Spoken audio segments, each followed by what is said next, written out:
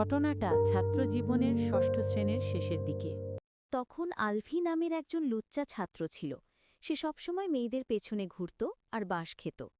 সে বলল, আরে সালা, এই মালটা সেই। ও এক পলকে তাকিয়ে থাকে। একদিন ক্লাসে পরীক্ষা ছিল। সেদিন সে এমন এক কাজ করল যা তাকে মানায়। সেটি হল সে জান্নাতের খাতায় ৬টা প্রশ্ন নিজের ইচ্ছায় দাগাল।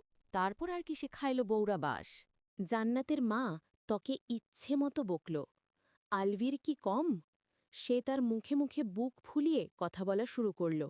একদিন সে বন দিয়ে হেঁটে যাচ্ছিল, তখনই সে ঝর্ণাটে দেখল।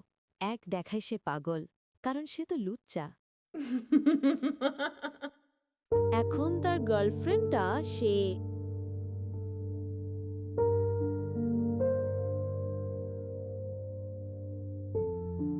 একদিন ঝর্ণা আর আলভির লাইন দিচ্ছিল, তখনই জান্নাত এসে গেল সেখানে। সে রেগে মেঘে আগুন। তখন সে খুব কাঁদে।